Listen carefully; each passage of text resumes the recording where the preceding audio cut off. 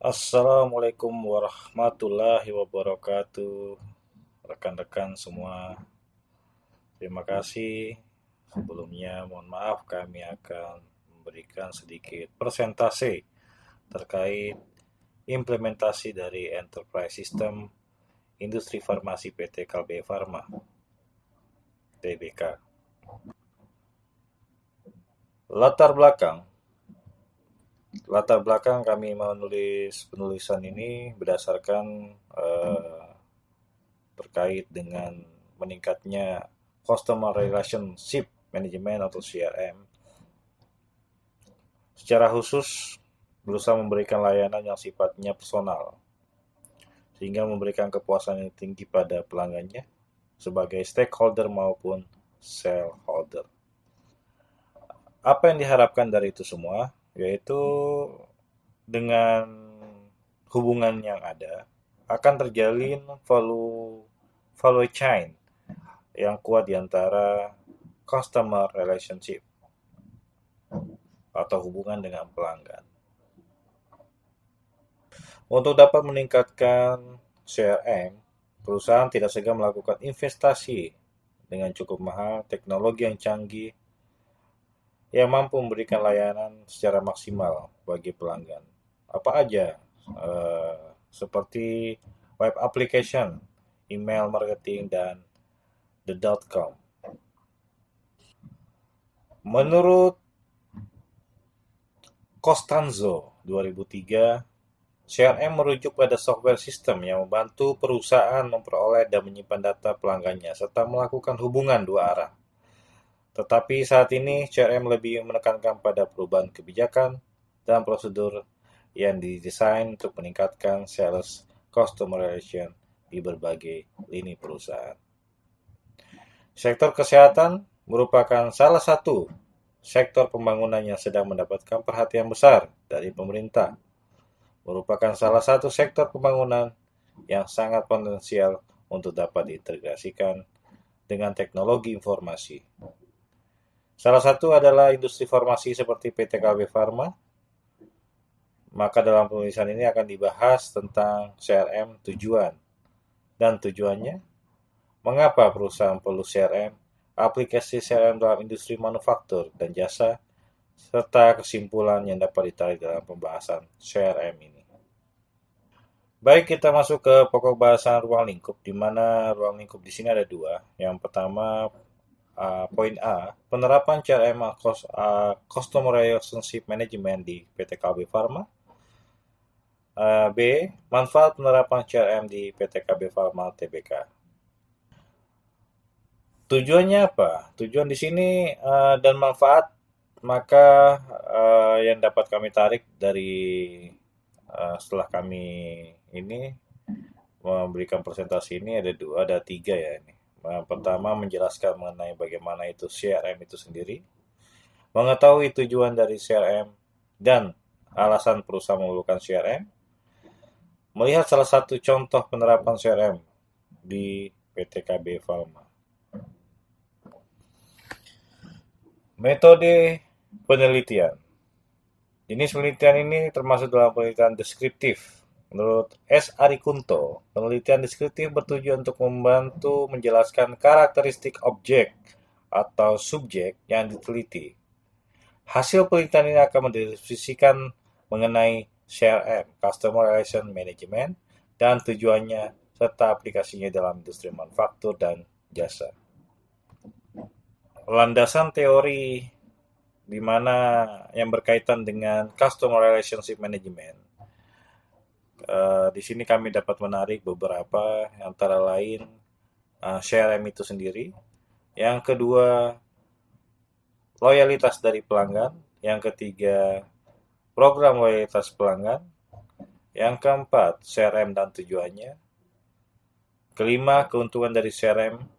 Dan keenam, masalah CRM yang mungkin terjadi. Yang kita bahas untuk yang pertama, Customer Relationship or Management CRM.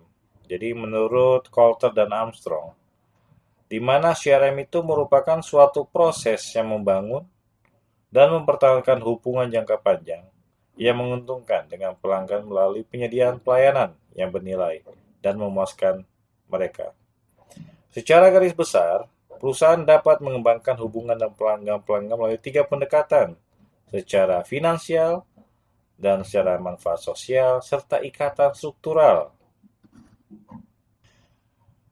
Bagaimana apa yang dilihat dari ikatan finansial, sosial, dan struktural tadi? Dari manfaat finansial, di mana meliputi penghematan biaya yang dikeluarkan oleh seorang pelanggan pada saat mereka membeli produk atau jasa dari perusahaan.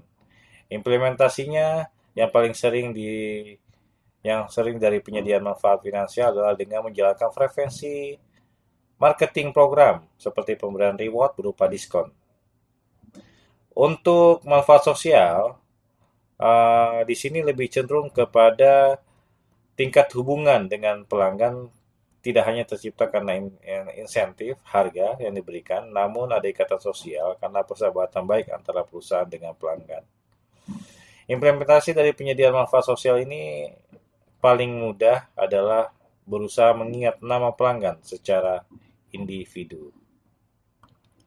Sedangkan untuk ikatan struktural, membangun hubungan jangka panjang yang menguntungkan dengan pelanggan melalui penyediaan berbentuk transaksi dengan perusahaan. Contohnya seperti FedEx sebagai perusahaan pengirim barang yang melengkapi pelanggannya dengan sistem online sehingga setiap pelanggan dapat menyelusuri status dokumen barang mereka, baik yang dikirim lewat perusahaan itu dengan mengakses secara online pada situs resmi perusahaan.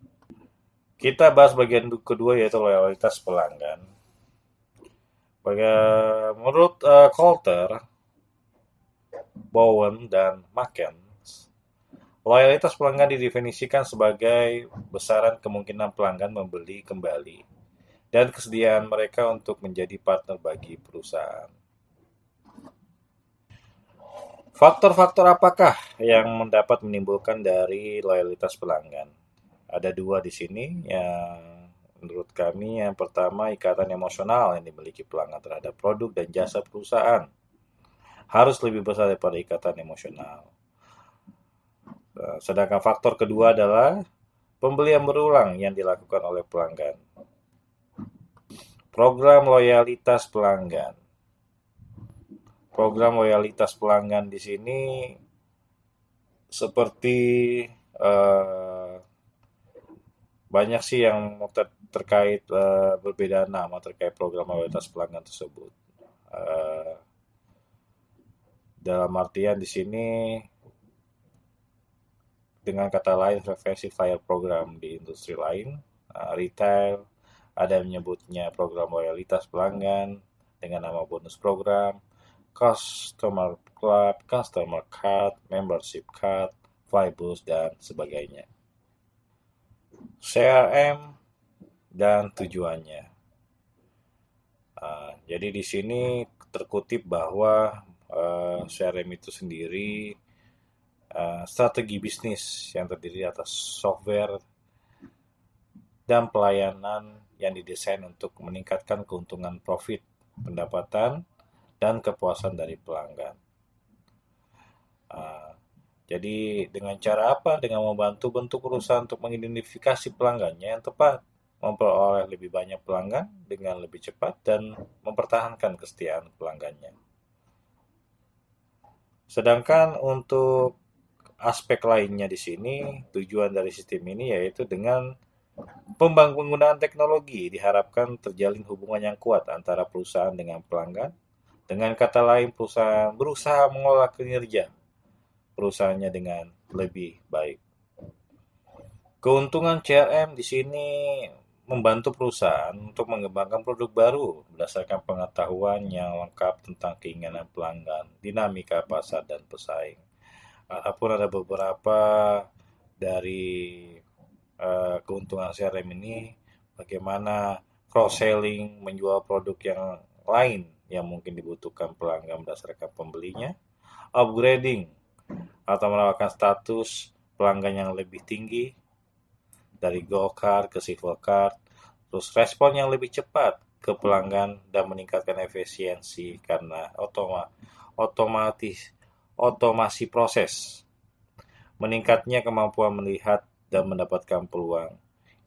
Identifikasi kebiasaan pelanggan, serta menjaga pelanggan yang sudah ada dan menarik pelanggan baru dan mengurangi risiko operasional karena data pelanggan tersimpan dalam satu sistem. Itulah beberapa dari keuntungan dari CRM. Bagaimana penerapan CRM di PT Kalbe Farma? Jadi PT Kalbe Farma ini didirikan pada tahun 1966, di mana memiliki 3 divisi, yaitu divisi farmasi, mencakup apa aja? PT Funisol Prima, Bima Farma Adi Luhung, Inogen, Kalbiotek, PTI Ltd, dan lainnya, seperti yang ada dalam slide. Untuk divisi makanan kesehatan terdiri atas PT Helios Arya Putra dan PT Sangyang Perkasa. Dan pada divisi kemasan dan distribusi terdiri dari PT Igar Jaya Tbk yang memiliki 2 anak perusahaan, yaitu PT Avestapek dan PT Indogravure, dan PT Esafal Putra Mega Grading. Penerapan CRM dengan media online di PT Kalbe Farma ini ada banyak. Yang pertama, baik menggunakan Oracle CRM, di mana dapat di situ demand keuntungan perusahaan dapat dilihat pada Oracle CRM ini. Terus ada lagi di media online kita bisa dapatkan Kalbe Store. Terus mobile aplikasinya ada Kalbe Med, serta untuk website Kalbe website dan sosial media di sini ada Facebook dari PT Kalbe Farma itu sendiri. Manfaat penerapan dari CRM PT Kalbe Farma ya. Jadi ada berapa yang kami lihat di sini yang meningkatkan loyalitas pelanggan, mendongkrak penjualan dan meningkatkan pemasaran, memberikan sebuah kemudahan produk pada pelanggan, baik agen, apotik, rumah sakit, dokter, dan pengguna akhir.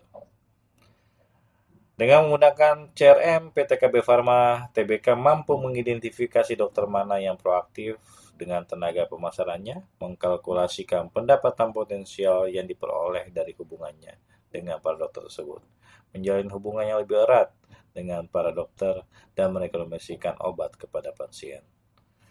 Berikutnya, manfaatnya kelima ya, mengetahui informasi mengenai segmentasi pasar. Karena perusahaan mampu berkomunikasi dengan pelanggan melalui website atau email. Ketujuh, mempercepat proses layanan dan memberikan kemudahan bagi sales, marketing, dan service personel dengan informasi pelanggan yang lebih baik dan lengkap. Yang ke-8, pihak manajemen dapat menyesuaikan alih proses penjualan ke dalam sistem untuk mengurangi bottleneck sehingga diperoleh perkiraan pendapatan dan siklus penjualan yang lebih tepat. Di akhir ini kami dapat kesimpulan di mana aplikasi CRM ini dapat merekam semua data pelanggan secara terperinci dalam sebuah database yang dapat diakses dengan sangat mudah, mulai dari aktivitas telepon, fax email, surat menyurat, sampai dengan appointment dengan pelanggan. Semua akan terekam rapi, maka perusahaan atau pebisnis maupun mendapatkan lebih banyak informasi yang terkait dengan pelanggan. Sehingga informasi keinginan dan harapan pelanggan mengenai produk, jasa, atau layanan yang patut mereka dapatkan segera dapat diakomodir oleh perusahaan. Tentu hal ini menjadi sebuah masukan yang berharga bagi perbaikan-perbaikan yang harus selalu dilakukan oleh perusahaan agar konsumen pelanggan mereka tetap loyal. Dengan demikian akan tercipta value chain yang harmonis dalam hal